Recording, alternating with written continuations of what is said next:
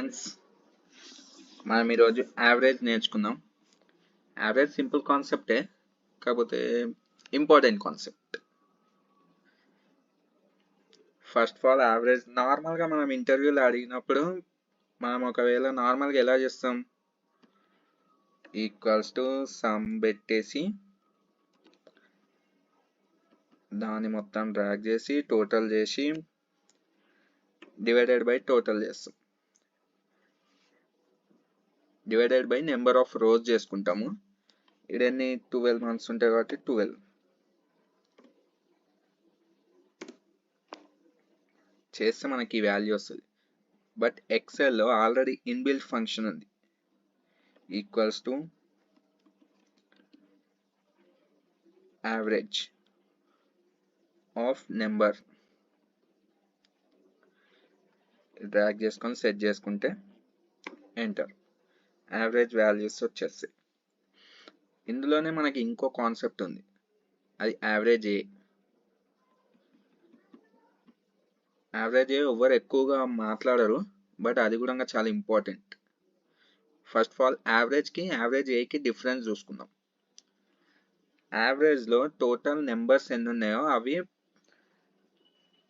Total వాల్యూని some చేసేసి divided by number of rose చేస్తాం. బట్ అందులో టెక్స్ట్ వాల్యూస్ని కౌంట్ చేయదు. అంటే ఇప్పుడు మనం ఒకవేళ చూస్తున్నాం ఈక్వల్స్ టు యావరేజ్ ఆఫ్ ఇది చూసుకున్నాం అనుకోండి, ఎంటర్. ఎంత వచ్చింది వాల్యూ? 1,13,649 వచ్చింది. అదే మనం యావరేజ్ ఏ తీసుకున్నాం అనుకోండి,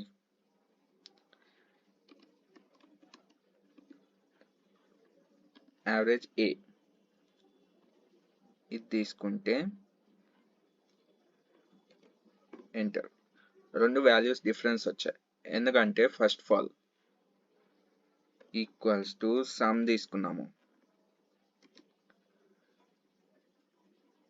సమ్ ఆఫ్ ఈ నెంబర్స్ తీసుకుంటే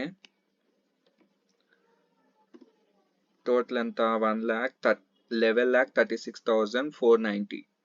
యావరేజ్లో అది ఎలా వర్క్ అవుతుందంటే, ఇక్కడ 2 కాలమ్స్లో 2 రోస్లలో టెక్స్ట్ ఉంది కదా, కాబట్టి ఇది టెక్స్ట్ని పట్టించుకోదు.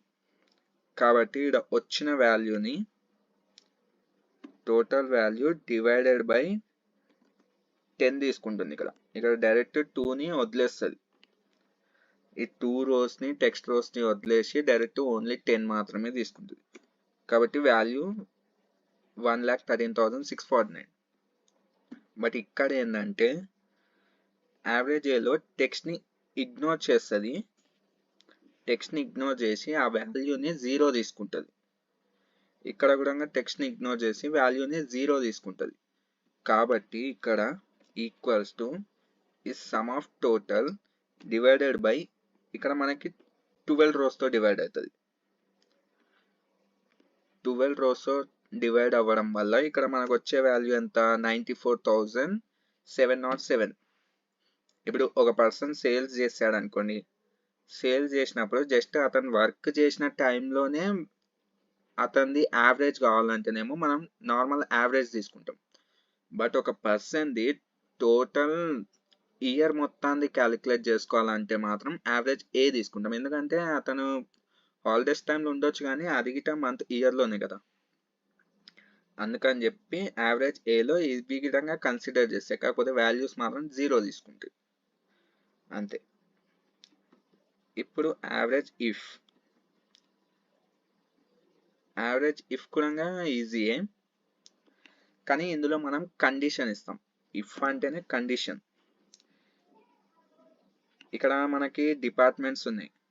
First department numbers 1, 2, 3 type of departments ఉన్నాయి. అందులో ఎంప్లాయీ నేమ్స్ ఉన్నాయి, వాళ్ళ సేల్స్ రిపోర్ట్ ఉంది. నాకు ఇక్కడ జస్ట్ డిపార్ట్మెంట్ 1వి కావాలి. Equals to average if of, first range select చేసుకోవాలి.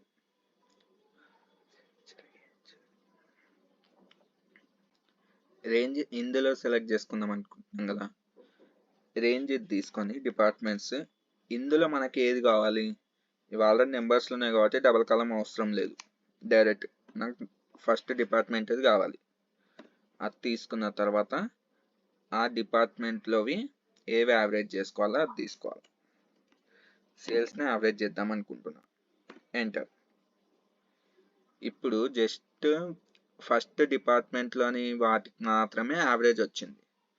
అది ఎలా చూసుకోవచ్చు, ఈక్వల్స్ టు సమ్ ఆఫ్, ఇది ఫస్ట్ డిపార్ట్మెంట్, ఇది సెలెక్ట్ చేసుకోండి, కామా, మళ్ళీ ఫస్ట్ డిపార్ట్మెంట్ ఇక్కడ ఉంది, ఈ రెండు సెలెక్ట్ చేసుకోండి, కామా, అగైన్ ఇక్కడ ఉంది, టోటల్ బై ఎన్ని సెలెక్ట్ చేసుకున్నాం, 1 2 3 4, కాబట్టి 4తో డివైడ్, ఎంటర్. సేమ్ వాల్యూ వచ్చిందిగా. ఇలా ఇఫ్ కండిషన్ వాడుకోవచ్చు మనం, average if.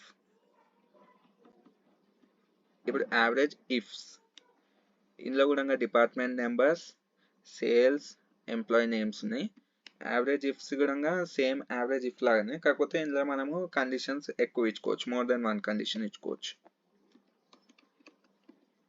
Average ifs of, ముందు దేన్ని యావరేజ్ చేయాలో అది సెలెక్ట్ చేసుకోవాలి ఫస్ట్,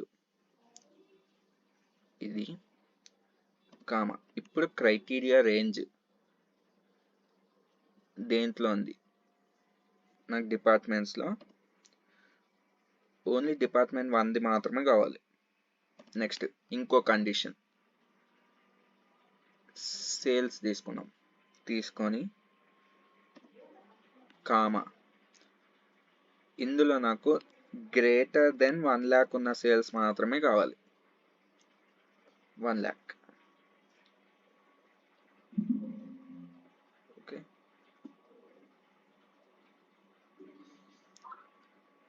గ్రేటర్ దెన్ 1 lakh ఉన్న సేల్స్ మాత్రమే కావాలంటే ఇక్కడ డబల్ కాలమ్ కంపల్సరీ, క్లోజ్ చేసాను, ఎంటర్. ఇప్పుడు ఇది ఎలా వచ్చిందని మీకు డౌట్ రావచ్చు, ఈక్వల్స్ టు సమ్ ఆఫ్, ఇందులో ఫస్ట్ కండిషన్ ఏంటి, మనకి డిపార్ట్మెంట్ 1 అయి ఉండాలి, second condition greater than 1 lakh ఉండాలి, ఇది 97,000 ఉంది అంటే ఇది వర్క్ కాదు. ఇక్కడ ఫస్ట్ డిపార్ట్మెంట్ ఇది ఉంది, సెకండ్ డిపార్ట్మెంట్ ఇది కూడా రెండు కండిషన్స్ సాటిస్ఫై అవుతున్నాయి కాబట్టి ఇది తీసుకోండి, కామా, అగైన్ ఫస్ట్ డిపార్ట్మెంట్ అభి, ఇది కూడా సాటిస్ఫై అవుతుంది. ఇక్కడ 1 బట్ ఇక్కడ 74Kనే ఉంది కాబట్టి ఇది సాటిస్ఫై అవ్వట్లేదు, కాబట్టి టోటల్ డివైడెడ్ బై, ఇక్కడ 3 ఇయర్స్ సెలెక్ట్ అయినాయి కాబట్టి 3తో డివైడ్ చేసేయండి, వాల్యూస్ ఏమొచ్చిందా. ఇది యావరేజ్ ఇఫ్స్, మల్టిపుల్ కండిషన్స్ ఇచ్చుకోవచ్చు. ఇది main concept, D average, database average. ఇది చాలా ఇంపార్టెంట్ కాన్సెప్ట్, ఎవరు ఎక్కువ నేర్పియరు కానీ నేను చెప్తున్నాను చూడండి. Equals to D average, D average of, first మనకి డేటాబేస్ అంటే టేబుల్ సెలెక్ట్ చేసుకోండి, కామా, ఫీల్డ్ దేని యావరేజ్ చేద్దాం అనుకుంటున్నాం, సేల్స్ తీసుకోండి, కామా, క్రైటీరియాలో ఇది సెలెక్ట్ చేసుకోండి, స్టార్టింగ్ ఏదో ఒక నెంబర్ వస్తుంది, తర్వాత మనం ఇచ్చే వాల్యూ బట్టి వస్తుంది. ఓకే, దీనివల్ల మనకు అడ్వాంటేజ్ ఏంటంటే ఊకే మనం దీని దగ్గర పోయి ఇది చేంజ్ చేసుకోవాల్సిన అవసరం లేదు, ఫామ్లో ఒక్కసారి మనం ఇక్కడ ఎంటర్ చేసేసామంటే ఇక్కడ డైరెక్ట్ ఇక్కడ ఇచ్చేసుకోవచ్చు. నాకు ఫస్ట్ డిపార్ట్మెంట్ కావాలి, డిపార్ట్మెంట్ ఇచ్చేసేయండి, ఎంటర్. ఫస్ట్ డిపార్ట్మెంట్ 1 యావరేజ్ అయ్యి వచ్చాయి, చూసుకోవాలంటే ఈక్వల్స్ టు సమ్ ఆఫ్, మళ్ళీ ఫస్ట్ డిపార్ట్మెంట్ కామా, మళ్ళీ ఇక్కడ 2 ఉన్నాయి ఫస్ట్ డిపార్ట్మెంట్స్, కామా, మళ్ళీ ఇక్కడ అభి first department, again last. First department close divided by ఎన్ని సెలెక్ట్ చేసాం 1 2 3 4 5 సెలెక్ట్ చేసుకున్నాం ఇక్కడ కాబట్టి డివైడెడ్ బై 5 ఎంటర్ సేమ్ వచ్చిందా. ఇక్కడ మనం ఓన్లీ డిపార్ట్మెంట్ నెంబర్సే కాదు ఇక్కడ సేల్స్ విధంగా కండిషన్ ఇచ్చుకోవచ్చు. డిపార్ట్మెంట్ 1లో నాకు ఇందాక అట్లానే గ్రేటర్ దెన్ 1 lakh తీసుకున్నాం 10,000 1 lakh ఎంటర్ చేయండి. ఇప్పుడు ఎంత 1,30,500 వచ్చింది. ఇక్కడ రెండు కండిషన్లు సాటిస్ఫై అని అది విధంగా ఒకసారి చెక్ చేద్దాం.